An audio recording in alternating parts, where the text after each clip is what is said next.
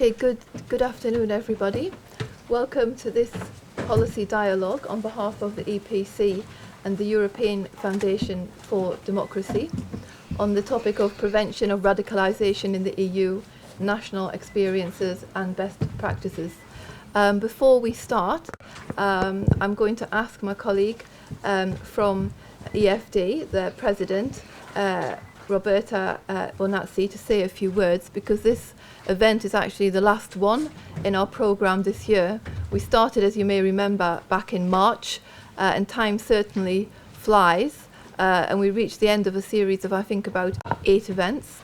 So Roberta, I think you're just going to say a couple of words about what we've done and what the plans are for the future.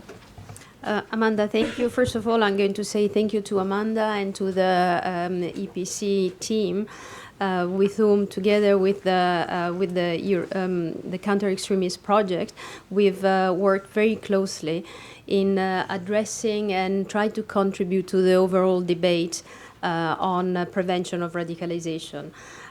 We started the program a few months ago. I was actually the 22nd of March of this year. So it was an interesting or dramatic reminder of the relevance and the importance of this discussion. What we tried to do with this program, our goal was really to bring together different kind of experts and expertise from certainly across Europe, in some cases from beyond, from America, from the Gulf, from North Africa, from countries that have first-hand experience of dealing and trying to understand the threat. I would say that one of the most important elements that has emerged over the months and during these conversations is the fact that when talking about counter-terrorism, the key element is really prevention. Terrorism per se is really the final and most difficult aspect and moment of the whole process, most difficult in terms of protection and dealing with the security aspects. When it comes to prevention, what is certainly become general awareness, or I would say it's been acknowledged by all key actors. This is an area that needs to be addressed by all players of society. So it's not just a matter of government or law enforcement, but rather from civil society to industry. And this is one of the areas that we're going to continue to explore together with our colleagues at the EPC, at the Counter Extremism Project, and at EFD. Today, certainly, as part of the conclusive discussion, it'll be interesting to hear from our colleagues on the panel what is happening on a practical level at national, from a practical point of view at national level, what errors and what best practices can be used and replicated in other countries. So once again, thank you, and Amanda, it's yours again.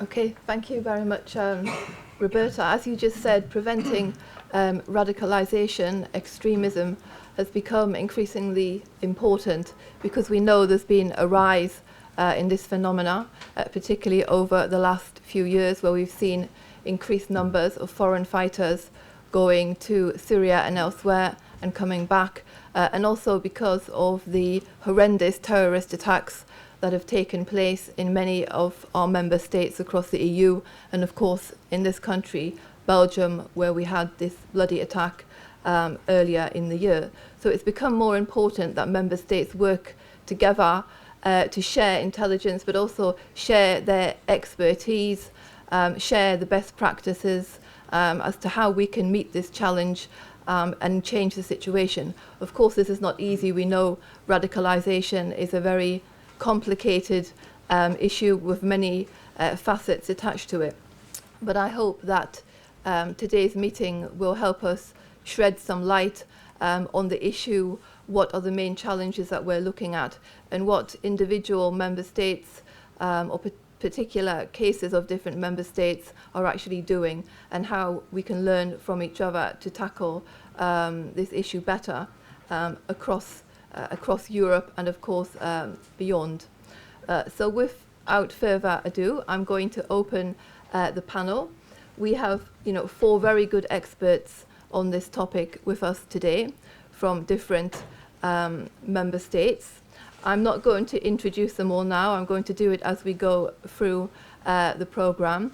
And you also have their full biographies in your papers, so you can see exactly how impressive their backgrounds are on this topic. But we're going to start, as we're in Belgium, here in Belgium, with Ms. Toria Fisset, who is Regional Coordinator on Polarisation and Radicalisation at the Brussels Observatory for Prevention and Security. So I welcome you here today. Thank you for coming. And we're all very interested to hear your insights into the case of Belgium, what you're doing, what you've learned from what's happened in Belgium this year, and how you see the road ahead. Okay, wonderful. I'll try to answer that question as best as I can. Thank you and thank you. Hello everyone, so my name is Toria Fisset. I'm working for the Brussels Prevention and Security Public Institution that is on regional level. I had a presentation, I don't know where. I had a visual support, which might be useful, I think, because... That's great. Yeah, we forgot the switch thing. Yeah, go ahead, sorry. So. Right. Is there some mystery? We have just a little glitch. If you can just bear with us for a couple of seconds. My mission is to develop and operate the regional prevention and security plan in the matters of polarization and radicalization. I just thought maybe it's nice to have a look at Brussels region just for at a glance, because I read here that you are not all from here. Maybe some of you work here, but the reality of the region is very intricate to understand. So Brussels, the region, is about 1.2 million inhabitants. There are, I don't know how many ethnicities, how many nationalities represented. It is a very dense area, like every big urban centers, of course, and the word that is syncopated here is unequal. Unequal in terms of landscape, in terms of ages of the population, in terms of unemployment rates and of density as well. As you can see here, these are each time the 19 municipalities that form the region of Brussels. So starting from this point, already I will ask you a very big question. This is, are best practices takeaway formulas that you can bring and just try to implement elsewhere? The reality is very different from a neighborhood to neighborhood. So one of the main focus we have at the regional level is to support local authorities and actors. Roughly, we can talk about municipalities, local civil society organization, the local police, of course, as well, to build and develop strong and efficient plans and policies to fight and prevent radicalization and polarization. How do we support them? Mainly through 4 pillars of action: resources, being personnel, money, or tools that we develop at regional level; expertise, by building networks like this one, of course, but also with academics and other think tanks and specialists among official institutions. Coordination means coordination between the 19 municipalities, as you saw, but also with the different level of powers in Belgium. I will not go deep into that because this is quite intricate to explain how do we work here in Belgium. And last but not least, we support them with training. Let it be a very punctual awareness briefings about problems, or very specific oriented for frontline workers and enable them to act in their own missions. There are 2 key features in our approach. The first is that we really want to promote a qualitative public service, so we want to offer a response to the citizen, and everything that we do and that we support must meet that objective. And of course, because of these economic crisis times, the pooling and sharing of the assets. So another thing that is very important to understand is in our vision at regional level, we really want to tackle radicalization and polarization in a very broad view. We think this is very important to to embrace the reality of the field, of the street, and it's not only what comes in the media and what takes the whole picture, but it is also very important for us to keep an eye and watch out for different forms of radicalization. So you must know that we in Belgium in the 80s had a large wave of left-wing extremism that was quite violent. Of course, we didn't have that many casualties as we had last year here in Brussels, but nevertheless, this was also very problematic for the citizens. At a certain point in time, people would not even go to the supermarket on Friday because there was that sense of being scared of being attacked. Of course, religious extremist momently is focused almost solely on radicalization and terrorism brought by the terrorist group Islamic State, but we try to keep a broader view on that. Extreme right or far-right extremism, what is important to note is that we do not see it only from a political perspective. It's not only an institutionally led extremism, but it can also be what comes from the people and how the people are even more adhering to these ideologies. We also think polarization is very important in the sense that it gives the idea of a dynamics between different types of extremism and different types of communities. What is also important to have in mind when we deal with countering radicalization and polarization is to understand that these are dynamic processes. There are several theories. I summarized a few models here that are very famously known, like the staircase of the sociologist Moghadam. But just to take this example, this staircase, it's not always and in the same way ascensional. So meaning a person can climb a few stairs and then come back. I mean, this is very dynamic, and it is not because you are on the second floor that you will eventually finish on the fifth. Okay? So meaning there is an impact on the subject of today about the best practices, because we have to understand that measures that we apply to people or groups of people may have an aggravating or soothing effect on these dynamics. There is another way of seeing that. I took it from a RAND briefing, by the way, but I copyrighted it. That explain radicalization as being like the supply and demand model, which is quite interesting because, again, we can consider from this perspective that the response that we are giving has a role also in the process of radicalization. Meaning, if the person is subject to radicalization, has that cognitive opening and meets a recruiter, a so-called recruiter, if at that moment the response we are giving is solely repressive, we might just make the ground even more fertile, if I may say so. So it's very important to understand this, and it's also important to see here that it is also person-related. So it's an individual process, which makes it even more difficult because it's difficult to have a standard response for different problems. different ways of explaining the causes of radicalization and or polarization.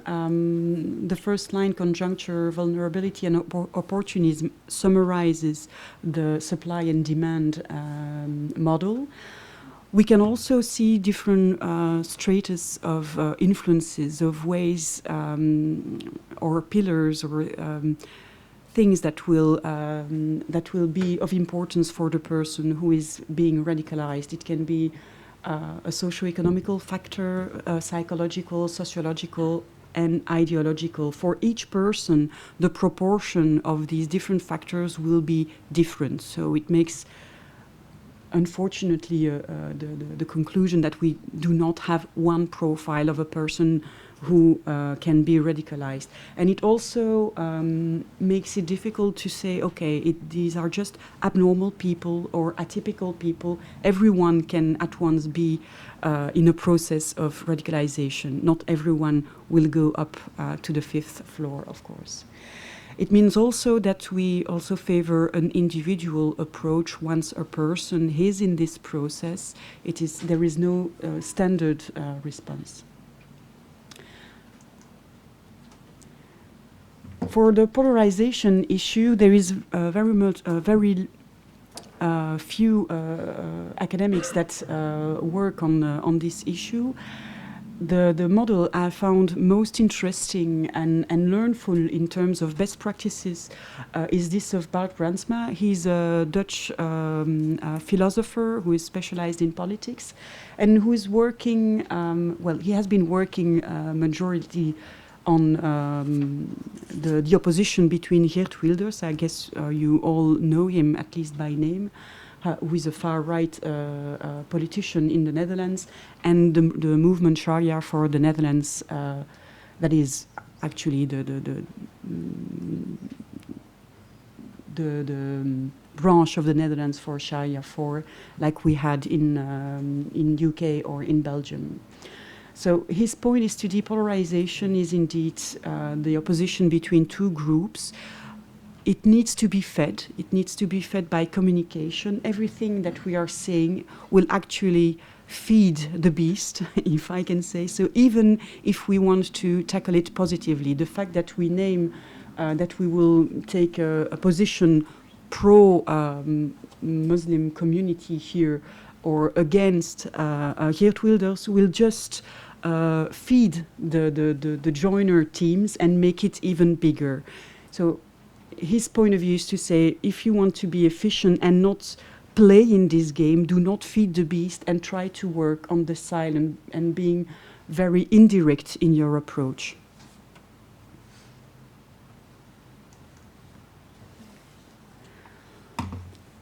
What about the measures that we can take for individuals that needs to be accompanied or needs to be safeguarded? As we saw earlier with that staircase or the pyramid, if you want to put it that way, it is interesting to see that according to the stadium where you find an individual, not the same actors will have a primary role. If we are dealing with the mass or the silent, to take the terms of Mr. Brandsma, we are primarily focusing on primary prevention, meaning we are not targeting anyone, and these are the measures or the tools like intercultural dialogue, going to schools and have interfaith events, for instance. So being very large in perspective. The more you climb in the pyramids, the more targeted and the more direct is your action. And of course, once you have passed that red line of being violent, because of the legal framework we are living in, the leadership will go, of course, to security services and the judiciary, who will decide and have a leading role on how to accompany a person or a group of persons. What is very interesting to understand is that everyone has its role, and these roles must be respected. So there are sometimes confusion, so these are for the less good practices. There are some people who think because you are working as a social worker, but you are in contact with security services about a person that is radicalized, that you should actually give all the information that you have about this person for the sake of security. We think everyone has a role. It is not the role of social workers to become detective, and it's not the role of the police to become social workers either. So everyone has a role. There are some bridges that need to be built, but it must be done very carefully. Why? Because the essence of the job of a social worker is safeguarding, and he needs the trust and the outreach to the population. While the person who is working for security services, his main perspective will be security, will be intel or information collection for judiciary purposes. So these are very totally different perspectives, and one should not mix both. So for us, two best practices, actually trends that we try to promote, is first to have an appropriate and balanced response. So have consultation panels at different levels with social workers, but also with security services, and define what is the best way to accompany a person that is in a process of radicalization.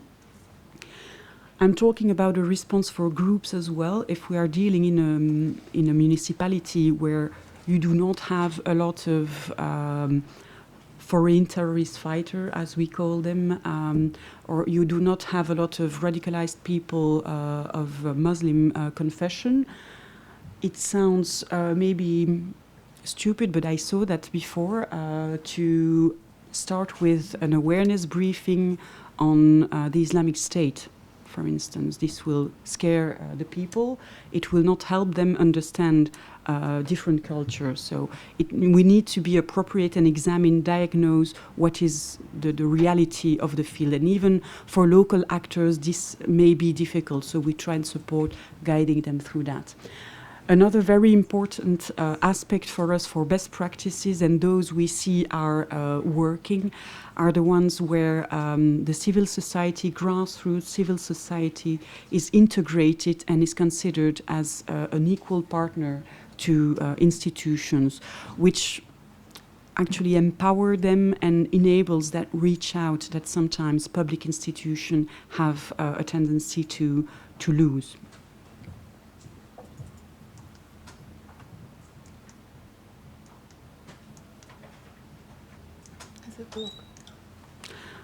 Anyway, I think this is the end. Did you have another slide after this? Well, just with my references, so okay. To avoid spreading visit cards. So this is about it. Of course, there are many practical examples, but I couldn't pick one of them because there are so many within 19 municipalities, and I think we are supporting about 15 NGOs on Brussels level. So they all have projects that actually fit in these perspectives. Thank you. Okay, thank you very much. Perhaps could you say how many of you in your unit are actually working together on this issue? And maybe you could also add, how well has it been received on the ground, your work by the different communities? And is there a difference between the various communities on how it's been embraced or not? For example, between the Moroccan communities or the Turkish communities in terms of engaging with you? Okay, well, in terms of number, I regret to say that I'm the only coordinator for the region. But there are 19 prevention workers in each municipality. You have a prevention worker that is actually the point of contact of the region and other levels of the authorities here in Belgium, and that can be reached. So a number is difficult to say. Okay. Brussels prevention and security also is not reduced to the phenomena of radicalization and polarization. These are all aspects of security. So we are about 100, or we are to be 100 within a few months. let's add to that my first contact would be the 6 reference of the police zones, the 19 municipalities, and the 15 organizations. This is in a nutshell. Now, for how is it welcomed by the different communities, this is a very good question. It's, to me, very early to say, just because personally I started in February, so I need to evaluate all that. Now, each municipality hasn't waited for me, luckily, and apparently it's welcome. Now, at the regional level, we opened the discussion and the partnership to, we are opening it to Turkish organization and sub-Saharan African organization, and they are actually very much relieved so far. That's what I've been hearing. They are very relieved that it's not only the perspective of the Islamic State that is put forward. Okay, thank you very much. Okay. So I'm going to move swiftly on to our next speaker, Mr. Hazim Fouad, who's an analyst, unit of Islamism and Extremism, Free Hanseatic City, State of Bremen. So I guess there's probably some similar points in your experience as we've just heard, but we're looking forward to hearing from you and your case study. Yeah, thank you very much for the invitation. Actually, I can very well build up on the theoretical input, which was just provided by Toria, by giving some practical examples, but which have the theoretical models as their foundation. And so the title of my short input is also very short. It's called, or the question is, how to implement national governmental programs on de-radicalization on a local level in a federal system involving civil society actors. So Yeah, you see that, sure. yeah, you see from the title alone that there are several factors which needs to be considered. And speaking of de-radicalization and prevention, we should also differentiate between the 3 levels of prevention which we've just talked about, and you can also categorize them or differentiate between intervention and prevention. And there are 2 main programs in Germany dealing with each of these categories, and I will speak about both, starting with intervention. So since 2012, we have a so-called Advice Center on Radicalization, which is run by the Federal Agency for Migration and Refugees, which in turn is subordinate to the Ministry of the Interior, which is also funding the whole project. So what is this all about? Actually, they are running a hotline which can be called by anybody, by advice seekers. They can be parents, teachers, neighbors, or whoever, who thinks that there's a person around him who might be in a process of radicalization. And these callers will be given first help, first-hand information, material, but there's also an assessment being made if well, the case is serious or if it's just something which needs to be clarified without further intervention. But if the assessment reaches the conclusion that further assistance is necessary, these advice seekers are being forwarded to 4 civil society partners, which are supposed to cover the 4 geographical regions of Germany. And we're in the city in Bremen are lucky to have one of those 4 partners. The project is called Kitab, which is, as I've said, supposed to cover cases in the northern region of Germany. So what are these NGOs actually doing? Most of them follow a methodological approach which is called systemic counseling. That means that each case is looked at individually, also something which ties into what Toria has just said, to find out actually what is the main reason behind the radicalization process. So what was the first trigger behind the development of an interest into radical ideas? So it's all about looking behind the rhetorical extremist mask to see where the problem lies. So these social workers try to look at the life of a person as a kind of system, and to see where are mechanisms which can be influenced to solve the problem. And one of the main goals is to keep a relationship with a person of trust. Because all those people, and we have 870 in Germany who left for Syria and Iraq, they are those who have cut all their social ties. So as long as there is some bond, a possible journey outside Germany might be prevented. This entails a lot of work also mostly with the parents, who also have in many cases changed their attitude to a more accepting approach, and an avoidance of especially theological discussions with the youngsters. I'm right and you are wrong, and vice versa. In those cases where there is a security risk, these NGOs are obliged to forward these cases to the security agencies, which means in turn that not all cases are being dealt with by the security services, and they don't want to deal with them, because as long as these problems remain, let's say, on a social, family or school context, they are not matters of national security, and it's not needed that security and police and intelligence agencies get involved. It quickly became clear that the demand for these kind of counseling and information services outweighed the supply by far. So they were not, these social workers, they were not able to satisfy this increasing demand, which is why most federal states started to establish their own local networks, which actually copy the federal model. That means you have one coordinating and financing body which is situated within the government. It's either the Ministry for Social Affairs or the Ministry of the Interior. That depends on the different federal states.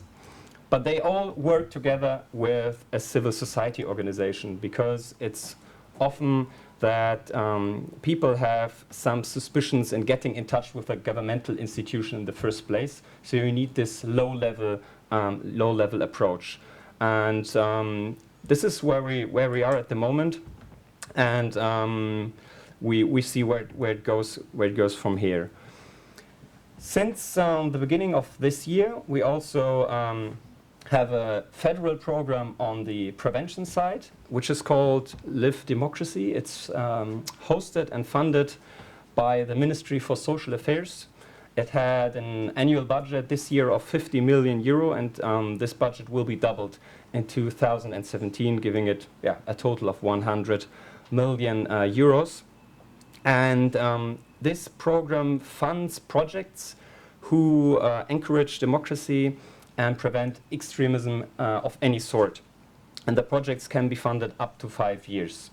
This, I think, is also a very crucial development, because before that, projects in this area were normally funded up to 2 years, which is a very, very short period of time until the project is finally established and the networks are working. Normally 6 months up to 12 are already over. In Bremen, we were lucky to get 2 projects funded by this federal program.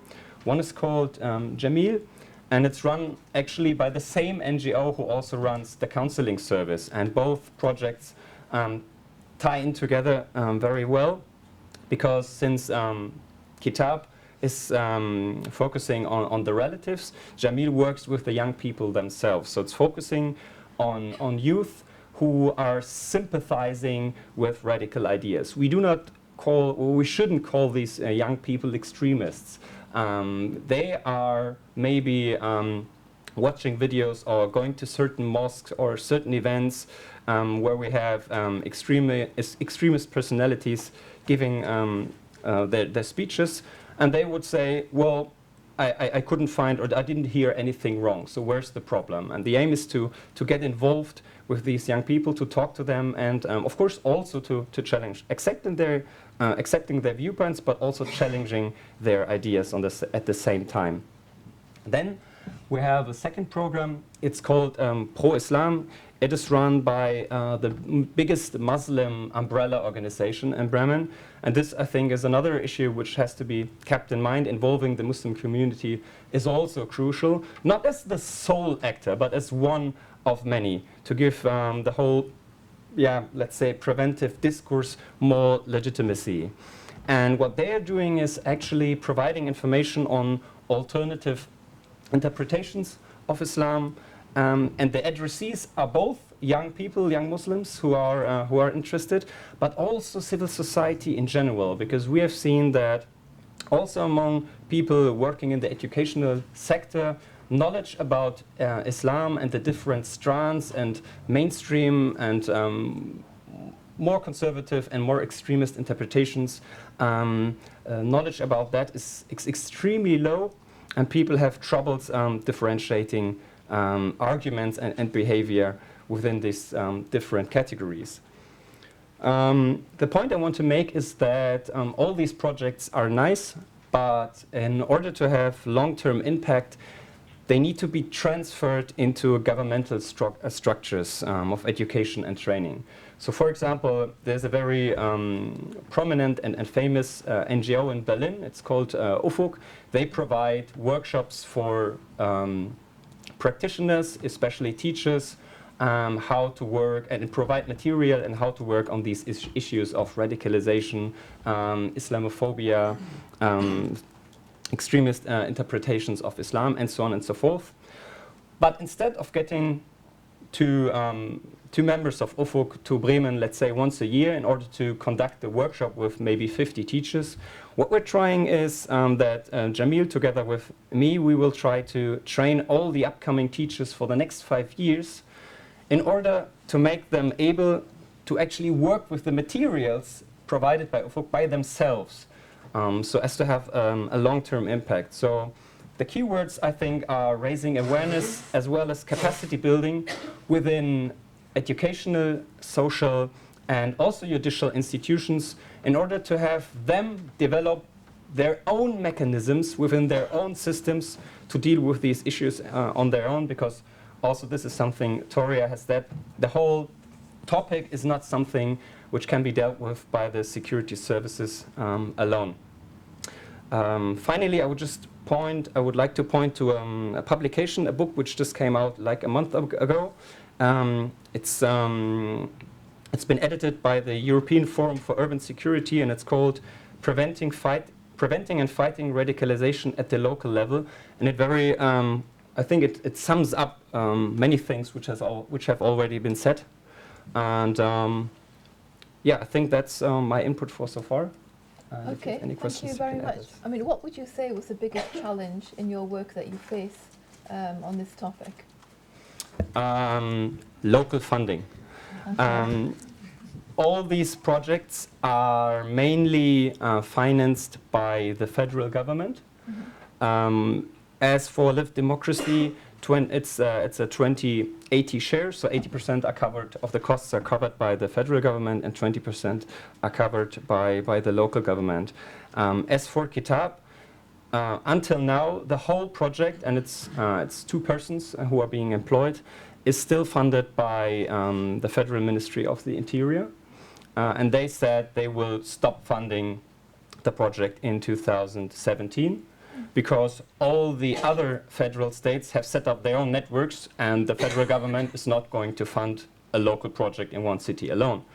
And it was a very, very long and hard process to actually convince all the key players in Bremen that this institution needs to continue their work, because their work was really crucial to prevent more people getting radicalized and also leaving for Syria and Iraq. And as it stands at the moment, there is a political will to continue the funding for Kitab, but that was a very, very long and stressful process. So funding, as I think with regard to all topics, no matter what we're talking about, is always a problematic issue. Yeah, it's always about the money. And a second question, if I may. There's been a lot of speculation that migrants, refugees arriving in Germany from Syria and elsewhere have been particular targets for radicalisation. I mean, would you agree with that? And do you know if there's any special measures that have been taken to avoid this vulnerable group being targeted in that way? Yes, absolutely. It's not just a theoretical fear. We had a lot of incidents where exactly these things happened, which means it's not that some radicals came from outside, but that we were faced with the phenomenon that people from the local extremist scene were trying to get into contact with refugees, providing assistance, logistics, language, help with translations, help with the authorities, invited them to their specific mosques and so on and so forth, of course with the aim to have these people in the long term joining their very own movements. So we got in touch with the social ministry on a very early level, because they were the ones responsible for managing the refugee homes. We provided trainings for the people who were employed there. We also wrote a brochure on possible signs of radicalization processes, although at the same time we're always saying that you cannot have a checklist on who is an extremist and who is not. But at the end of the day, what is needed, I think, are programs which give all, especially the young refugees, a chance to get involved, because this is the question. The question is always, why are people fascinated by specific ideas? Maybe because they don't have any alternatives. So I think that was a very first step, which was necessary. But it shouldn't stop here. There needs to be more offers, more projects having being designed for this specific target audience, which is young refugees without any relatives. Thank you very much, Hasim. Now I'm going to pass the floor to Lucinda Creighton, who is now Senior Consultant with the Counter Extremism Project. But before that, she comes from a political background.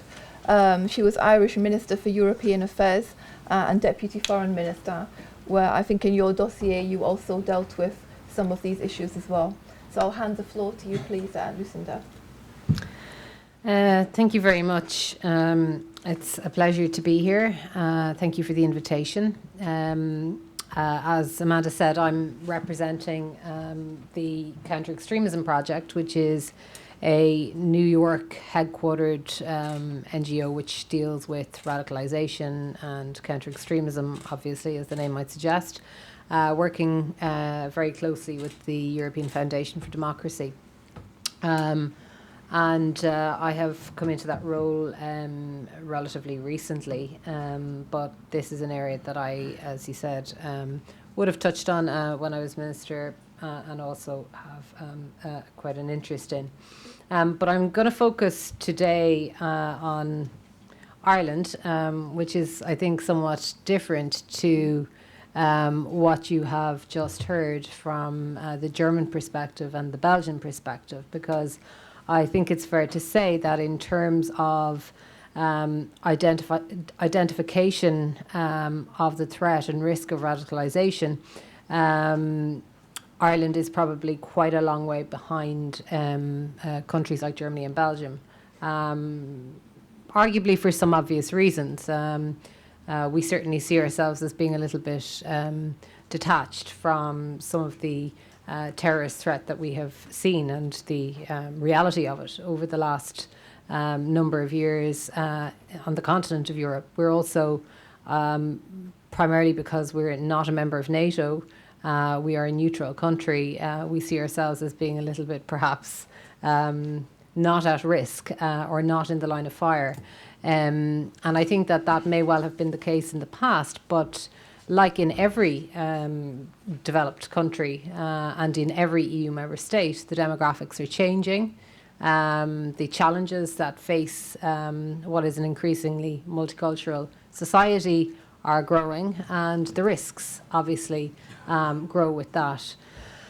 Also, because we haven't seen ourselves as being hugely at risk in Ireland, we have, I think, probably taken our eye off the ball slightly. There is a certain degree of denial about the level of risk and indeed the reality of radicalisation amongst communities in Ireland. It is a small risk because it's a small country, but it is growing. Arguably, it is actually disproportionate, and it is latent. We have a number of threats and, I would say, pressure points in Ireland, primarily focused on Dublin, the capital, for obvious reasons. In Dublin, you have the Centre for essentially the Centre for Fatwa, which is headed up by a leading light, I should say. In that centre is an individual called Tariq Ramadan, who is extremely prominent in Muslim circles in Dublin, and who is a grandson of the founder of the Muslim Brotherhood. So we have some pretty significant characters who are associated with either Islamic State or Muslim Brotherhood, living and prominent and active in communities, not just in Dublin, but in other parts of the country as well.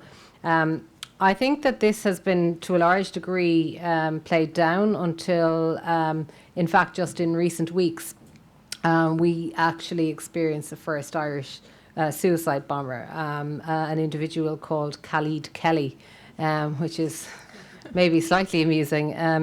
But this is an individual who has been, who converted in the mid-1990s to Islam, and has been a very prominent proponent of Sharia law, a very vocal and outspoken member of the community in Ireland, has been shunned by moderate and key figures in the Muslim community, absolutely, I have to stress, but who certainly had a following. And in fact, which is, I think, indicative of how innocent, in a sense, we have been in our approach to this risk and threat for the last number of years. He featured on a late night television chat show about 10 years ago, and was given a platform to preach his hatred and his radical ideology, which I think is more a sign of innocence than anything sinister, but is quite extraordinary nonetheless. There is a difference, I suppose, when we look, obviously being so close to the United Kingdom, we tend to compare and contrast, and we share a lot of media and so on. The Muslim community in Ireland is quite different to that in the United Kingdom in terms of profile, largely coming from the Gulf region, largely middle class, well educated, and relatively wealthy. So I think that has that profile, if you like, has encouraged or allowed policymakers and indeed the authorities across the board to be a little bit relaxed and a little bit less concerned than perhaps they should be. We have a rapidly growing Muslim community in Ireland, which is welcome.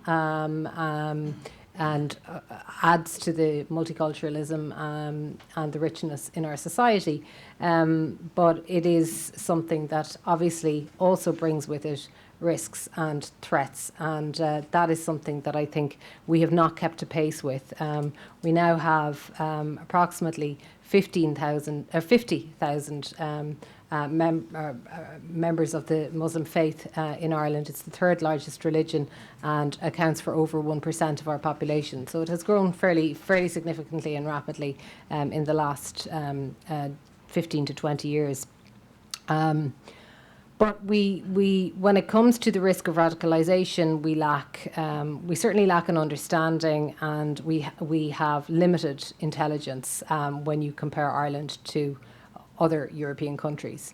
As far back as the early 2000s, leading Muslim clerics in Ireland have warned of the risk of indoctrination and radicalisation across the state, and it has largely been ignored and certainly was not taken seriously, perhaps until the last 2 or 3 years, when the reality of multiple terrorist attacks on the continent of Europe have, I think, caused a certain amount of concern amongst Irish authorities and have woken us up perhaps a little bit.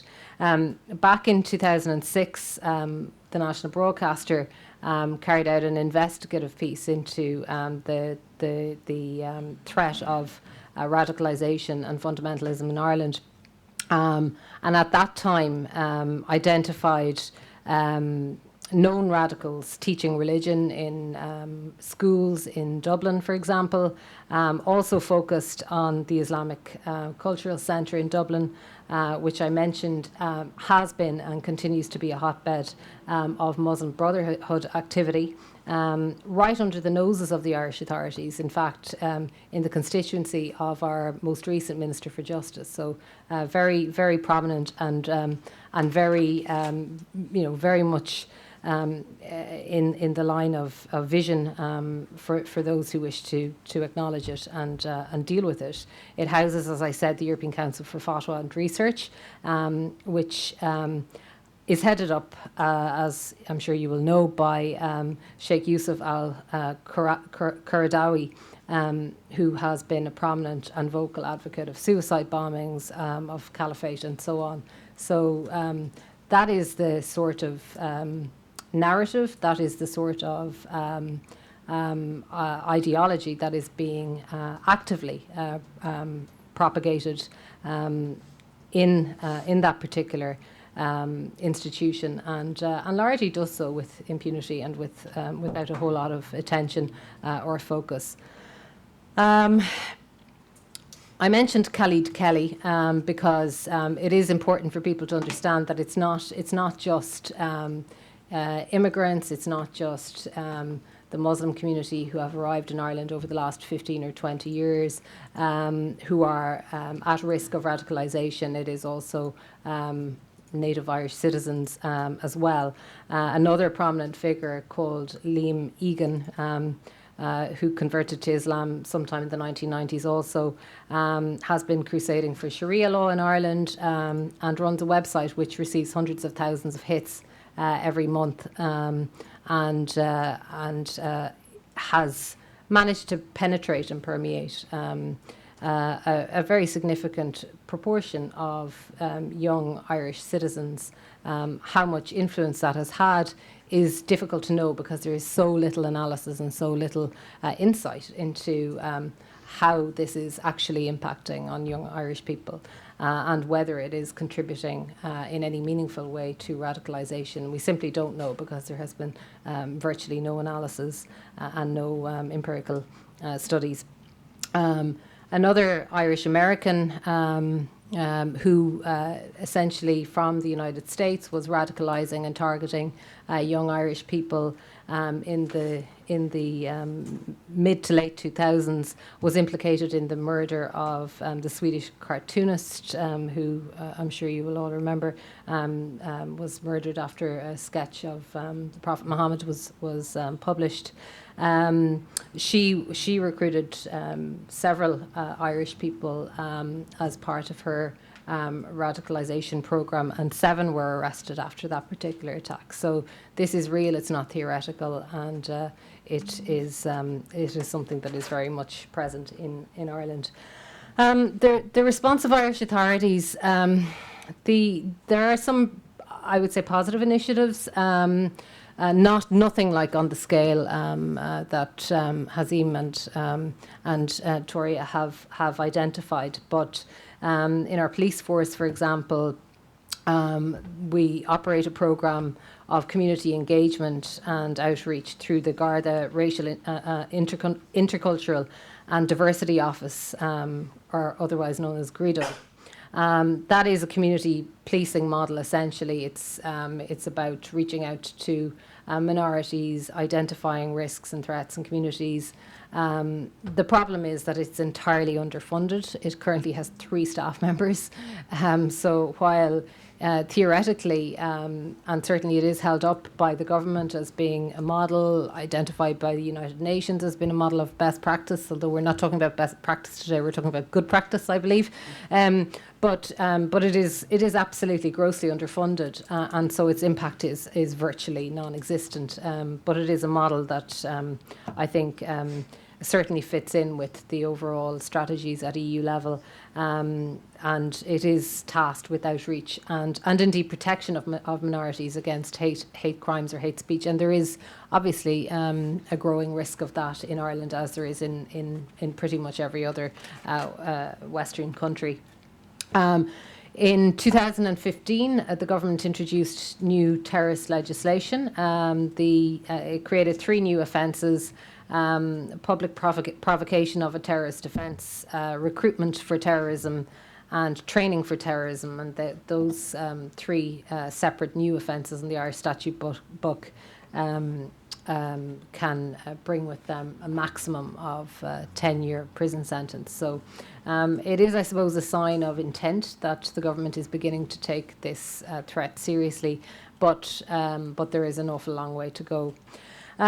In terms of some of the weaknesses that we experience, besides the obvious, which is, up until recently, a kind of a lack of any sense of urgency or of acknowledgement that this was a genuine and real threat, we really do lack a domestic strategy for countering radicalisation in Ireland. There is not really any meaningful strategy in existence right now, although a new study has been commissioned by our Ministry for Justice. As I mentioned, GRIDO, the community policing model, is absolutely underfunded. And we tend to rely on an EU-wide approach. So we like to engage, and it's positive, and there's certainly no downside to engaging with our European partners via the institutions, via policing networks, to identify best practice and to develop strategies that are applicable across the European Union. But we really don't have bespoke strategies. And I think, listening to the other 2 speakers, I think that we probably have a consensus on the panel that the appropriate approach is very much to have a grassroots approach and to target specific solutions to specific areas and specific challenges in specific communities, and that certainly is not something that is happening on any meaningful level in Ireland. Interestingly, a study was carried out about 5 years ago now, so it's kind of out of date, where 60% of the Irish public saw the risk of Islamic fundamentalism to be a significant threat and risk to the security of the state. And I would suggest that demonstrates that the public are somewhat ahead of policymakers and figures in authority in terms of identifying the challenge and the risks that exist. Another, I suppose, obvious gap that exists domestically is just a lack of any meaningful education programme or prevention measures targeted at young people in schools. We've looked, I think, with great interest at what has been rolled out through Prevent in the UK. It seems, I think, that there is a consensus that it hasn't worked the way it ought, or hasn't had the impact that it should, and in fact has probably reinforced some negative stereotypes. But we are certainly, I think, in need of a tailored and responsive programme that can be identified and rolled out in schools, particularly in certain areas. And again, I think that that's something that we can take from other member states where it has been done probably more effectively than in the UK. So that's just a short overview or insight into some of the challenges that we face in Ireland.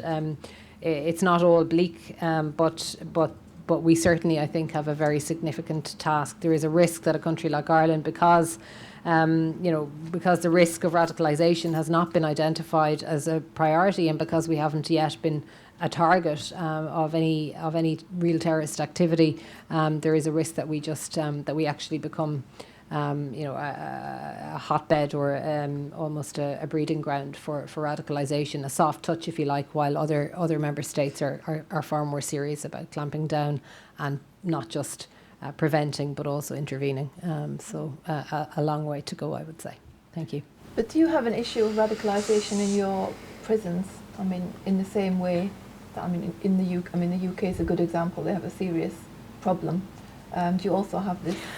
Or to a lesser degree? To a much lesser degree. In fact, some of the Irish citizens who've been radicalised, it has happened in other parts of the world, not in Ireland, not in Irish prisons, but in prisons elsewhere.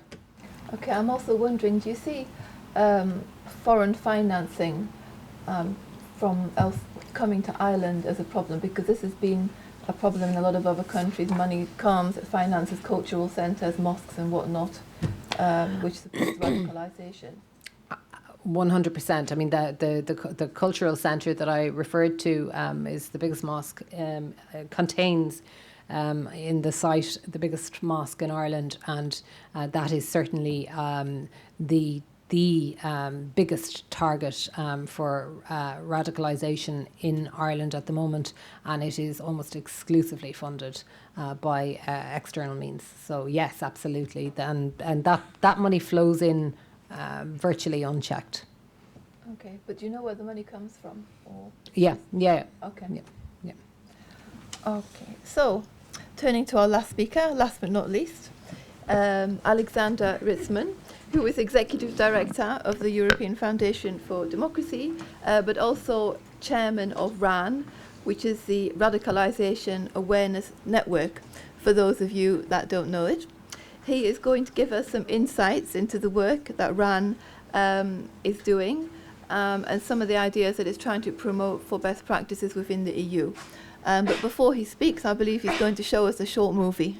Yes, if that's possible, if it could start at 0:47, because the first minute is redundant. We've heard the process of radicalism. 0:47, that's when it's really about RAN. Yeah. Practitioners Network. It connects first-line practitioners around the EU working daily with those vulnerable to radicalisation, as well as those who have already become extremists, violent or not, or terrorists. RAN does not seek to counter radical ideas as such, but the violence that may be committed in their name. Prevention is key. These practitioners, such as teachers, social workers and community police officers, are engaged in preventing and countering radicalisation to violent extremism in all its forms, or in reintegrating violent extremists. They are the first professional point of contact for individuals at risk. First-line practitioners from different sectors gather to discuss local challenges or specific violent extremism issues. In working groups, they get to know each other, share knowledge, and peer review best practices from around the EU. RAN currently has 9 working groups set up around key themes linked to radicalisation. Communication and narratives, formulating and delivering on and offline communication tools, challenging extremist propaganda and providing alternatives to extremist ideas. Education, equipping and empowering teachers and the education sector to deal with radicalisation. Exit, focused on de-radicalisation and disengagement programs that help individuals to move from a radicalised and violent mindset towards mainstream society. Youth, families and communities, examining how best to support and engage youth, families and communities confronted with radicalisation. Local authorities, sharing information between local authorities on multi-agency approaches and strategies. Prison and Probation, analysing the effects of prison regimes, reintegration programmes and tailor-made interventions for convicted terrorists. Police and law enforcement, identifying effective police approaches, including training, the use of social media and the building of trust-based relationships with families and communities. Remembrance of victims of terrorism, maintaining a network of victims of terrorism and organising the 11th of March European Day of Remembrance for Victims of Terrorism. Health and social care, raising awareness among health and social workers on their role in identifying and supporting those vulnerable to radicalisation. The RAN Collection is an online database of the network's insights and experiences, presenting close to 100 peer-reviewed best practices. First-line practitioners and policymakers can draw inspiration from this practical, evolving and growing tool, find examples to adapt to their local context, and identify counterparts with whom to exchange prevention experiences. At the heart of RAN is its Centre of Excellence, a hub for connecting, developing and disseminating expertise. It supports and coordinates RAN and fosters dialogue between practitioners, policymakers and academics. The Centre of Excellence develops state-of-the-art knowledge and supports both the European Commission and the EU member states. It also helps shape the Commission's research agenda and liaises with those implementing PREVENT initiatives inside and outside the EU. RAN's expertise can be tailored to support national authorities upon request, for example through specific training, workshops or counselling.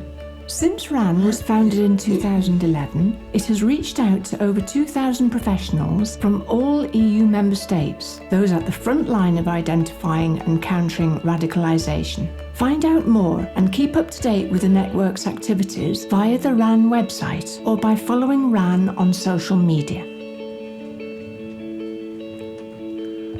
I think the video is quite useful because a lot of people have heard about RAN. There's some unclarity of RAN is what is it supposed to do. The purpose is, as mentioned, to connect, to establish structures of, that enable people to share knowledge, practices, to shorten the learning curve for those who work on similar issues, but in different contexts. This is the key purpose. And then other things, advising the Commission, advising member states, but the core of business is really identifying practices in different countries, different local contexts, seeing what lessons can be drawn, what doesn't work, what works, what could work somewhere else, and what maybe should not be tried somewhere else. It always is depending on the local context. As mentioned, I'm the chair of the Communication and Narratives Group. I will talk a little bit about this, but I would rather start with the bigger picture. Toria mentioned the growing polarization in society. I'm very concerned with the feeding mechanism that is taking place because of greater awareness and greater activity of so-called political Islam or Islamist extremism. The right is gaining track. We have a huge increase in right-wing activities, violent attacks in most countries in Europe, also specifically in Germany, attacks by individuals who have not been on surveillance or on any, not members of any extremist organizations. So people who went from talking about something should be done to throwing stones, Molotov cocktails, or even a hand grenade at refugee housing facilities. There's a lot of things that are happening right now. The strengthening of the right leads to a strengthening of the left. The left has been disorganized, disillusioned, frustrated, not much to do in a way. The strengthening of the right gives the left a lot of attention, a lot of focus, a lot of purpose suddenly. Not in dimension, not in proportionality, but we see more activities, more support, more action, and the potential for violence there increasing as well. And so we have the Islamist, political, extremist, terrorist threat growing. We have the right wing feeding on that and growing on itself. We have the left wing getting stabilized, growing in a way a smaller level, but still we should maybe at some point look at a phenomenon from the beginning and not only in hindsight when it hits us in the face. And in the middle of all that are refugees who came to Europe for, being safe and having a better life. Some of them being outreached by extremists from sometimes an Islamic background, being attacked by extremists from the right. So there is something happening, a circle of radicalization in a way that is of great concern, I think. The returning foreign fighters add addition to that. It's in everybody's speaking agenda, but there's not much happening. I'm really wondering how Europe is supposed to handle several hundred, if not 1,000, returning foreign fighters plus their families. So you have probably to add the factor 2 or 3 to the number of people coming back. Some are traumatized, looking for help only. Some de-radicalized themselves because they realized what the extremists were telling them was a lie and they want to reintegrate. But some still follow the ideology, are still in a membership status, waiting for the right opportunity.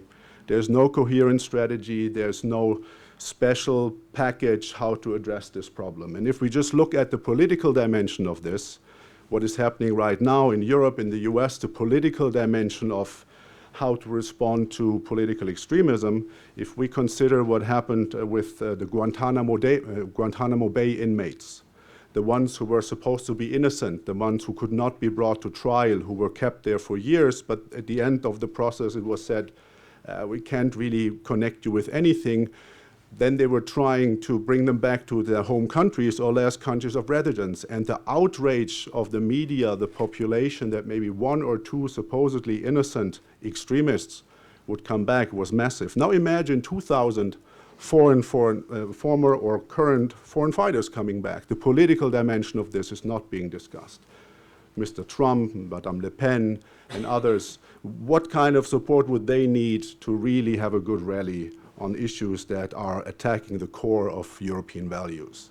And that's what I'm really concerned about, the lack of strategy, the lack of action packaging, the lack of understanding the intensity and gravity of what might be coming up soon. And we will all forget about Donald Trump, and we will be just dealing with the Donald Trumps of Europe on a much bigger level. So now practices. The Radicalization Awareness Network looks at what works in specific local contexts, which is difficult because the context is very local. There's not always a lot of evaluation going on. I'll talk about this a little later. And as an example, the so-called Aarhus model in Denmark is being highlighted as being very, very successful in preventing radicalization, de-radicalization, outreach. It has been labeled hugging a terrorist by some media folks. And that was actually not a critical perspective. It was like really a different approach. The interesting part is that it is run by the police, mostly, right?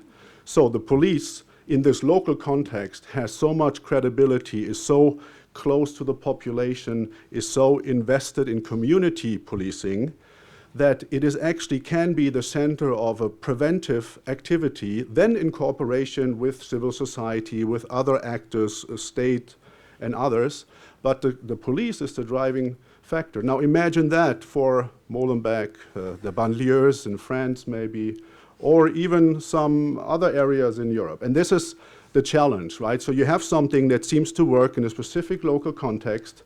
What are the lessons learned? What can we transfer now to another national or local level? And this is being discussed in the working groups of the Radicalization Awareness Network. Which part of this concept or strategy that seems to work can we actually amplify, highlight, and share with others that have similar challenges, but often very different local structures? So this is a kind of complex work. And there is no, as you all probably know, silver bullet. Actually, there seem to be no silver bullets anywhere, right? So there's some parts of activities dealing with prevention and de-radicalization that seem to be present with programs that work. And one is a sustained effort. So it's not, as mentioned by Hasim, a 2-year funding thing, though it's really like 5, 6, 7 years of sustained support. adequately resourced, so not two people with a 30% staff position, you know, trying to manage an endeavor that has direct input on national security, right? So as long as this is not being seen as a priority and being taken seriously like other matters that are relevant to us, that is, of course, a big challenge. Multi-agency cooperation was highlighted here. We have 9 working groups. And of course, on the state, federal, and local levels, there are also different agencies, government agencies, NGO capacities involved. So it should not be run by one specific group or kind of organization. Tailor-made local circumstances. I highlighted this. A police-driven approach in prevention might work in some contexts. In others, it would cause a different, or maybe the opposite effect even. And multi-layered approach, meaning that usually a set of problems created the situation. So a multi-layered response to this problem needs also to be addressing different kinds. Could be challenges in the family, like was mentioned, could be outrage about a foreign policy decision. It could be dealing with the ideology, how to address that, if that is a key driver. So not focusing on one thing, but having a multi-layered response to a complex system that usually is the driver or the result of radicalization. There's a RAND policy paper that you can find online, as mentioned here. It's called Developing a Local Prevent Framework and Guiding Principles. Just published last week. It looks at trying to pull up some lessons learned, trying to highlight factors and content that seems to be cross-European and could be helpful for people involved. So if you're really interested in more details, please look it up. I think it's a well-written paper. The CNN working group, Communications and Narratives, we're fostering exchange on what works and what doesn't, and online and offline messaging. We generally differentiate between counter messaging, counter narratives, meaning we aim at exposing the lies and the corruption of an extremist ideology or group, or it's about promoting alternative messages or narratives, highlighting positive aspects, showing alternatives for action. So the working group brings together people from NGOs, social workers, psychologists, some people from the industry, because a lot of this is online, not all of it, communication experts from other backgrounds, some government people, and then there are workshops that aim at producing concrete results, because it's for practitioners. It's not about producing 60-page papers, and also the Commission has a lower tolerance for long papers, I heard. So it needs to be very precise, actionable advice, and this is part of the work. Challenges in this context: lack of evaluation. So how do you promote good practices if you did not have an evaluation component from the beginning of the activity, or if you don't have one at all and just all the people who are involved say it's a really great program and we think it's great and we would like to have more funding and we need more people. So in a perfect situation, you would have an evaluation component from the beginning, from the programming of the activity. You would define concrete objectives and indicators. You would define success, and then you would have an ongoing process looking into this, also to do some steering on the process, on the way. And this is not the case, I would say, for 99% of activities in this field. So promoting good practices is a big challenge, because from an independent evaluation perspective, there's very little knowledge in depth of what is working, and then if it's working, why it's working. So this makes it a little more complex, and therefore, again, the working groups are important, because you can dive into the details. You can have some external evaluation afterwards, of course, but it would be good for the next round of programming, for the next upcoming activities, for all the money that is currently being assembled and is already allocated, to have a strong evaluation component. The second challenge I see in my line of work is that there's very little agreement of what actually the objective should be in terms of de-radicalization or disengagement. So you have someone who is our perspective, an extremist, mostly a violent extremist, what are we supposed to do with this person? Is it okay if they just disengage from violence, meaning a change in behavior? Or are we aiming for de-radicalization, meaning a change of ideas? Could they still say, yes, I think Baghdadi and the so-called Islamic State is generally right, but I don't think it's the time now for violence? Would this be okay? Or do we have to aim for going deeper and saying, addressing the ideology, religious aspects, other political aspects that are forming that perspective? And there's a real disagreement in the community on what to focus. Because if you take it to an extreme, and this is also happening in some member countries, you now have in the field of Islamist radicalization, Salafists, who are anti the so-called Islamic State, applying for public funding for de-radicalization and disengagement. They say, you know, we might agree on the ideology, but we are against violence. So you have Salafists who fight the so-called Islamic State, applying for public funding. They would still, people say, all your disagreements, all your ideology, it's all fine, we agree with you, but don't do an attack now. It's not the time. And a lot of people say this is good enough, right? From a pure security perspective, this is good enough. But of course, people who join, and this is also true for right-wing extremism, of course, right? So it would be in a similar way if we would ask the British National Party or the National Socialist Party in Germany to disengage with neo-Nazi groups, right? So they could keep their ideology, they could keep their anti-Semitism, anti-capitalism, anti-democratic, anti-whatever, but just would focus on not to fight now. And a lot of people in the field of de-radicalization and prevention still think it is worth going for disengagement only. Sometimes it's not our decision because the person needs to be open to change. And if someone is only willing to drop the bomb, not drop the bomb, but like not drop the bomb basically, then of course there needs to be a program for that. If there's openness in challenging the idea and coming back into the center of society or their community where they come from, we would have to focus on that. I would always emphasize de-radicalization, because you cannot tackle this program from the beginning. So even if you prevent people from leaving to Syria or from attacking refugee housing, if you don't address the challenges of ideology, of radicalization, of what's underneath that, it will be a continuous program and a continuous problem as well. It will be like putting some sort of cream on a wound without treating the root cause. So if we want to address the root cause of political extremism to a degree, we need to deal with the underlying causes, and I have to address ideology with this, is my perspective. And this would also mean who to support. Going back to now Salafists saying we want a caliphate, democracy is terrible, but we're anti-Islamic State, so we apply for funding.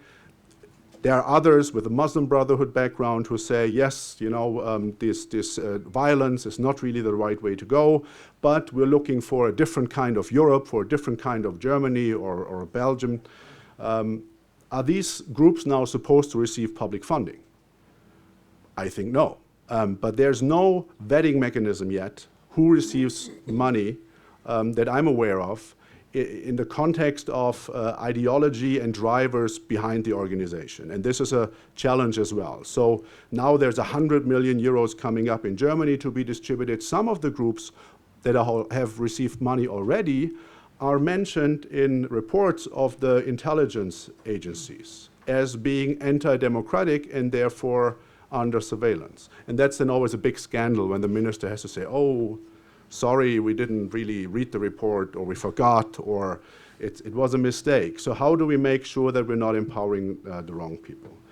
Which leads to what the European Foundation for Democracy is doing.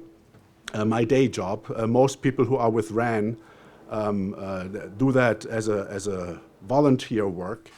There's a staff of professionals, of course, the Center of Excellence, that organizes everything, but the participants are people who have different jobs and contribute during their work time or their free time to the endeavor.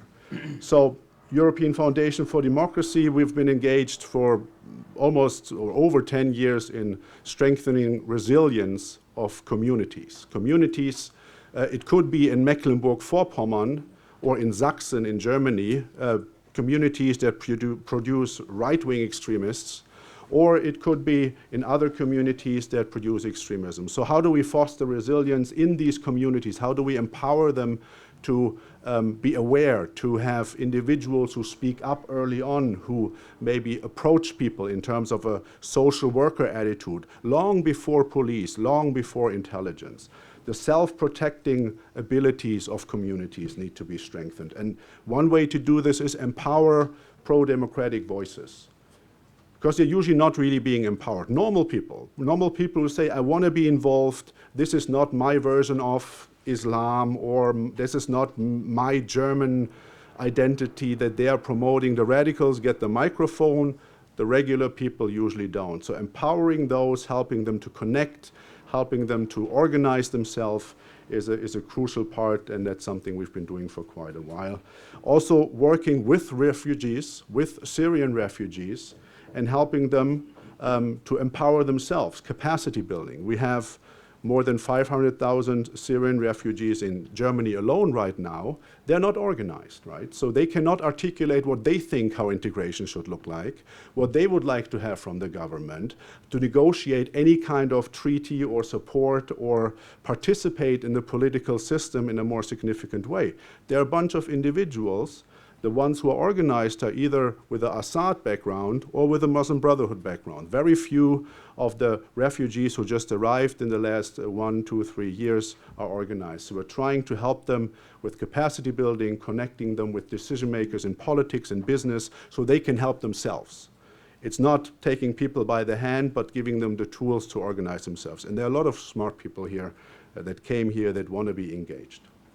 Also, what is important and we're trying to work on and have been working on is practical guides on how to fix things. Education has been mentioned before. Schools, especially in Germany, a lot of teachers feel left alone with all the challenges that are related to integration, to radicalization, and to extremism. They're not necessarily connected, as you mentioned as well, but sometimes there's overlaps.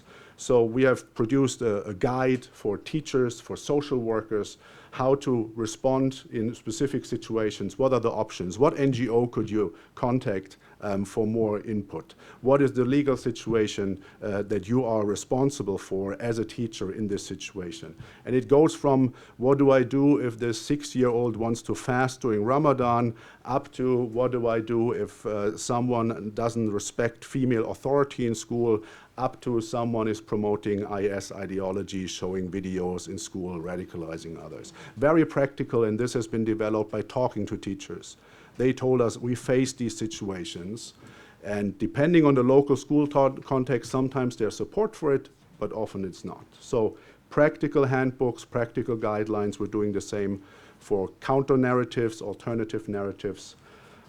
We try to be practical. And therefore, I will end with a call for action for all policymakers and officials by saying most small and medium-sized NGOs that work on all the issues we discussed don't have the administrative capacity to go through a several months-long bureaucratic process that also requires expert knowledge to receive European funding. So if anyone is really serious about pushing NGOs, giving them a platform, empowering NGOs in prevention and de-radicalization work, a less complex and less bureaucratic process and procedures for funding and support need to be developed. Thank you. Thank you, Alex. I think that Hassan wants to add on to something that you touched on. Just one quick remark. I fully agree with the necessity of having all these programs evaluated, since a lot of money is being spent on them. Just maybe on the 2 programs I've just talked about. So the first one was indeed not accompanied by evaluation program from the beginning. It's now being internally evaluated. But the second program, Live Democracy, from the beginning is accompanied or evaluated. The concrete projects are evaluated by the German Youth Institute, and there's also some academic support as well. And all the projects are also being scrutinized every year. So they can be funded for 5 years, but every year they have to apply from new and submit reports and so on and so forth. So I think with that regard, there has been some progress. Yeah, some progress. Yeah. Okay, so I'm going to open the floor to discussion. We have about half an hour because this event actually finishes at 4:30 and not 5. That was a mistake from our side. So if you have a question, can you please raise your hand and say who you are and where you're from? So we'll start with the lady here, please. There's a microphone coming, sorry. It should just work. Yeah, just. Joanna Betson, Irish Executive Committee of the Irish Institute of European Affairs. Very interesting discussion. I just wanted to ask specifically, like many of the programs that have been mentioned, there is sort of an element of academic and slightly removed, which is probably not the case, but I would specifically like to question the involvement of Muslim leadership, because when those dreadful events occurred, even though there was some condemnation by Muslim authorities in France and Belgium, it was not overwhelming, and my sense was that they were not overly engaged and possibly not overly condemnatory. So I would be interested in that, and also the background in which you're operating, of high levels of unemployment, of role of women in Muslim societies, therefore the role of the mothers can play, and the education, which has also been touched on. So just sort of bring the issues down a bit in the reality of high unemployment, a world of very high unemployment all round. I would also like to ask Lucinda about the issue of refugees coming to Ireland, which you did not touch on, and I was wondering what any interreaction on that issue in connection with these. Thank you very much. Okay, there was a question over here from the gentleman.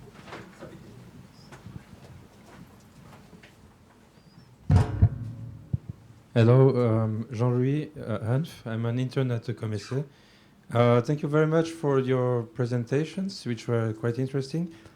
I had maybe 2 questions, one directly for Mrs. Fissette, and the other one for the panel.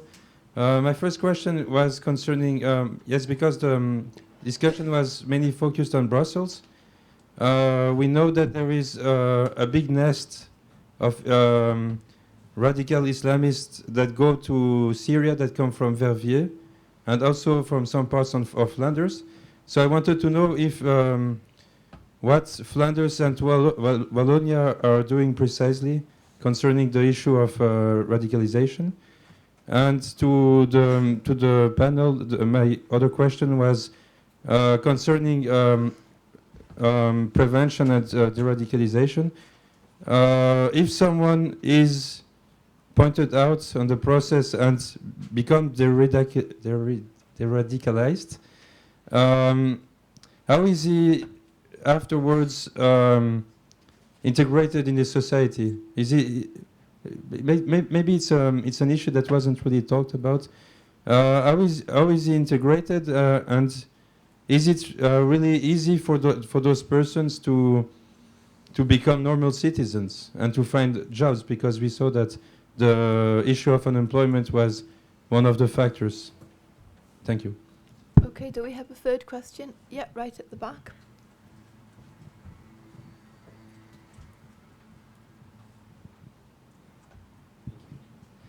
Well, first of all, thank you very much for your presentation. I am Bilateral Affairs Attaché at the Government of Quebec office here in Brussels nearby. I had a question specifically for Mr. Ritzman. I was wondering, because you said earlier in your presentation that there were some extra-European partnerships, and I was wondering if there were any coordination or cooperation with either academic or political level in Quebec and in Canada. So that was my question. Thank you. Okay, any more? Yeah, just here. Okay, well, maybe we'll start right next to you there. Yeah. Yes, Angelika Schem from the Swiss mission. I also have a question for Mr. Ritzmann. You mentioned that you advise the EU Commission and also EU member states, but I'm wondering if you also reach out to the EU neighborhood and enlargement countries, and if there is an exchange on that level, maybe also between practitioners. Thank you. Okay, then the last question, right over on the other end. Good afternoon to everyone. I'm Giulia Giacomelli. I'm working at the Council at the EU Counter Terrorism Coordinator's Office. I've got this question, which is the following. I mean, the first speaker, so Mrs. Pisset, so you mentioned there is this pyramid, and which I think is really illustrative. But my question is, in terms of cooperation between the social workers and the security services or even the law enforcement services, who decide when is the case to refer the case to the police? I mean, when you basically overcome the threshold, the red line, and do you know if there are cases where the intel services were already, or the law enforcement was already aware of some cases, and you didn't know that they were treating this case, and if there was some conflict, how you managed to have this? And this brings me to the second part of my question, which is the role of the government on the governmental authorities. So as far as I heard from different conferences in counter radicalization, the role of the government is really debated, because as Mrs. Fouad and Mr. Fouad said, we need in the longer term a governmental framework for these projects. But I'm wondering whether, in terms of trustworthy relations with the targets, let's say, how this can really jeopardize the impact that you may have. Okay, would you like to start, Toria? Well, it's okay, yes, of course. Well, if you don't mind, I will start with the last question because it's so fresh in my mind. So the question of the pyramid and the cooperation, there can be cooperation between both types of actors as from a certain level. Of course, you will not, how can I put that? The police is not taking measures towards the mass. However, we can consider the role of community policing and a police that is very close to the population at the very basis of this pyramid, which is actually just the society. What is the red line? The red line is the law. As from the moment a person has committed an offense and is, of course, brought on a discussion panel, of course, this is always, if you have security and law enforcement services, they have a legal duty to fulfill. Now, on the opposite side, when it's a social worker who would detect a person who is in the process of radicalization, this is the part that is very tricky. It is up to that person to define when is it a question of national security. And there are also legal frameworks for that. There are several articles in several law books in Belgium that enable those social workers to hand over information to the security services. The point was I was trying to make is not to confuse everyone's role. And for instance, I will just give you an example. If a police agent would ask a social assistant to give him details about a person that is being met at her home, and let's say they would ask for, did you see an Daesh flag, for instance, or what can you tell about his parents? Well, these are details that should never be shared. But these are, though, sometimes the details that a security service might want. On the opposite, a social worker needs to work on the safeguard of the population, needs to reach out, and needs to help them first. His objective is not just to collect information for the sake of intelligence or judiciary, but of course, in the frame of their work, just for other phenomena of security concerns, as from the moment a social worker realizes that the person is a danger to himself or herself or the society, he should of course reach out to security services. So I would say radicalization makes no exception to that kind of rule. But because of the media impact, we have a tendency sometimes to get confused about that. And this is one of the challenges I meet regularly in my daily work. As far as the role of the government is concerned, of course it is debatable, and I will put it this way. I can be called a polarization, radicalization coordinator whatsoever. I'm not a frontline worker.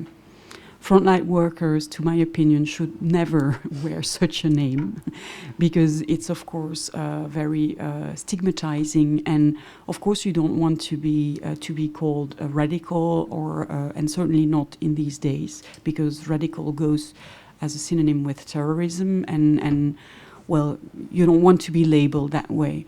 So what we do is we just work in second line, and the organization we are working with, we agreed with them not to make the publicity about them. We want to support them, but discreetly. We don't want to come in front of the media, and the few that did it, and that came from the organization themselves, paid the price of losing credibility among the population. So we have to gain trust, but we have to work discreetly about that because it can be stigmatizing and counterproductive. It was about in Flanders. Well, this of course there are programs being run all over Belgium. I try to focus on 10 minutes basis only on the region, but the system, for instance, of this platform of discussions between social services and municipality services and security services are actually at federal level, laid at federal level. So you have that in every municipality of Belgium. You have very large difference in conception and in strategies in the northern part of Belgium, in the southern part, and actually, well, Brussels lies in between, figuratively and concretely as well. So in the northern part of Belgium, so in Flanders, they promoted the use of everything that existed and reinforced these networks and apparatus. While in Wallonia, we preferred to innovate and create centers. There's a center to accompany people in Liège. There is one at the French community level that should open in Brussels as well. But we chose to make new structures to existent ones. So in Verviers, which is part of the province of Liège, they have a strong expertise in the city of Liège,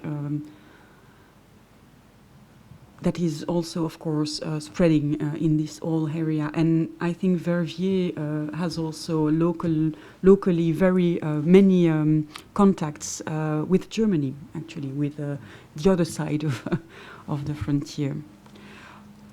For Flanders, and generally speaking, in Belgium generally, it's the urban centers that were much touched by the phenomena of foreign terrorist fighters. So that's why we have this image. I hope I answered your question. Okay, thank you. Hassan? Yeah, maybe first of all about the first comment about Muslim involvement. I would agree that there's not much coverage on Muslim activity against extremism, but that actually doesn't mirror what's actually going on. It can only motivate, for example, to type in Muslims against ISIS into Google, and you will be busy the next couple of days. There's a lot going on, both on the institutional as well as on the grassroots level, social media campaigns. And not to forget that in the different NGOs I've just mentioned who are doing the prevention work, many Muslims are also employed not to forget, of course, those Muslims who are actually fighting Al-Qaeda and Daesh on the ground. And also, the question is always, what can a certain individual do, and how much should he be held responsible for the actions of others? So if you would ask a random German citizen, what is his involvement or his activity against right-wing extremism, most people would just answer, well, I have nothing to do with these people, they don't represent me, I condemn their actions, I oppose their ideology, but I see no point in going or organizing a demo or getting or becoming a membership in an anti-right-wing organization. I'm busy with my own life. I don't feel responsible for the actions of extremists. And this is exactly the same viewpoint many Muslims have when asked about extremist groups and their stance towards them. They actually expect that it should be taken for granted that they oppose these ideas and that they are normal citizens embracing democracy. So that maybe partially explains why not everybody is running on the streets the moment an attack happens to prove that he's also against an extremist interpretation of his faith. Then there was the question on how to integrate former radicals. Well, as I've said, since every case is dealt with individually, also the solution has to be tailored to the individual case. So if the councillors find out that actually what was the main motivation for getting radicalized in the first place were psychological problems, they might get into contact with the psychologist. But in another case, it might just be that there were problems at school, bullying, too much pressure. So they try to find some way to get this youth, male or female, some assistance in having a successful completion of his school, a degree. Maybe they are in contact with the job center to provide some job offers for people who are jobless for a long term. So it always depends. It's hard to give one answer on how former radicals are integrated. And then there was the question if governmental funding might be counterproductive. The answer again is yes and no. It depends on who's funding the project and how the funding and the project is framed. As I've said, most of these NGO cannot sustain their activities on their own. They are dependent on governmental budgets and funding. In most cases, it is the social ministries who are funding these projects, which I think is a very smart way to do it. It can be the ministries for the interior, but then you have to communicate how communication between intelligence and police agencies and the actors, civil society actors running the project is realized. There has to be transparency, because otherwise there will be exactly the suspicions you have just touched upon, especially from the Muslim communities. Yeah, thank you. I'll just touch on the point about the role of women and mothers, because I think it's an interesting one, and I'll answer the question about refugees in Ireland. The last part first, I suppose. The reality is that while we have committed to welcoming thousands of refugees to Ireland, only a couple of hundred have actually arrived on our shores. So we have fallen quite short of our our EU commitments. So far there's no evidence of any radicalisation amongst those recently arrived refugee communities, but they're certainly sitting ducks in terms of obvious targets, because they are living in hotels, they're isolated, many of them are in rural communities with absolutely no integration. Most of them have arrived in small towns without any consultation with the local community. So that obviously has a natural polarizing effect. So at the moment, I would say there's no evidence and nothing to suggest that there has been any radicalization amongst those groups, but I think it doesn't take a rocket scientist to see that they could be very, very vulnerable if the strategy and approach to how they are integrated and treated isn't dealt with. I think the role of women is a really interesting one. I would just point to the experience in Northern Ireland. I guess in the 80s it wasn't really called radicalisation, but in effect it's exactly what it was, of young men, primarily from working class communities, and there were some very strong and very successful networks of women created to try to counter the propaganda that was emanating from terrorist organisations and the recruitment process. Obviously you're talking about much smaller numbers, much more contained environment, small geographical area and so on. But it was successful, and even today I know colleagues of mine from the US who work in a democracy promotion or building organisation have been holding conferences in Northern Ireland, specifically working with women who experienced the terrorism and the troubles in Northern Ireland, to work with women in other parts of the world, bringing them to Belfast, exchanging their experiences. And I think that's really positive. And I think that there's a lot that can be learned from that and can be replicated elsewhere. So it's just one positive example where we can perhaps draw some conclusions. Okay, Alex? Yeah. Regarding the question of outreach or activities outside of the EU, RAN is currently focusing only on EU countries, but there's a discussion and probably a development to connect with others, but the focus was really first to learn what is going on in Europe and then to reach out. So the real, that's the next step, the logical step, I would also say, and I know that there's a movement discussion to do this, but nothing has been decided to my knowledge. The other point I would like to discuss briefly is the relevance of unemployment, socioeconomic deprivation, political exclusion. Always sounds very logical, right? There's actually very little evidence in research, or if you actually look at cases, that this is a significant factor. It can be, of course, but if you look at the Red Army faction in Germany, left-wing terrorists, very few of them had any significant socioeconomic issues, but they decided for other reasons to become involved and then terrorists.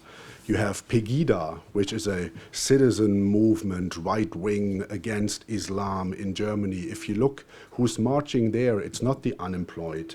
It's people of the middle class, lower middle class, upper middle class, who are concerned with losing something, are afraid of something they don't know or understand, or are just simply racist or whatever. It's up to the individual, that specific mix. But also there, the driver is not unemployment, and the regions in the state of Sachsen, for example, that has the highest support of right-wing parties is the one with very strong employment, and the people who back these groups are the middle of society.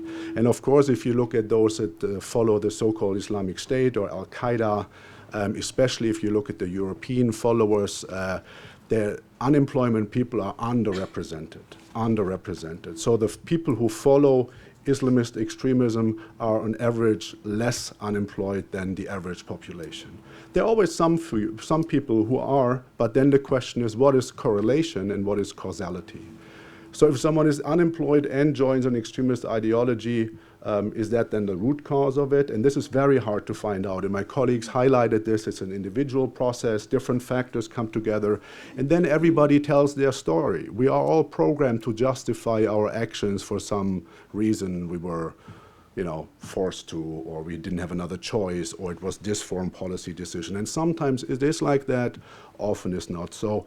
And specifically in the case of Belgium, I find always very interesting that the discussion often is, so the Algerian community and the Moroccan community here, which have a significant amount of radicalized individuals compared to other communities, that happens because they are socioeconomically deprived and politically excluded. But then you see the Turkish community, who is probably less included than the Moroccans or the Algerians, or the Sub-Saharan, the Congolese folks, who are probably at the very bottom of participation, economic inclusion, have often no say in society whatsoever. How many of these are with the Islamic State or with Al-Qaeda? So we need to be careful with these things that seem to make sense. And the research actually indicates that in individual cases it might be a factor, but it's definitely not a root cause that is significant, to my knowledge. Thank you. Okay, unless we have one last question. No? Okay, then I'm going to draw the meeting to a close. I would like to thank all of our panelists really very much for giving us excellent insights into this topic and showing us, what a really complicated issue it is. Thank you for coming. Thanks to our partners, the European Foundation for Democracy, for the excellent cooperation, which we're very happy to be continuing next year. And have a very nice evening. Thank you. Thank you.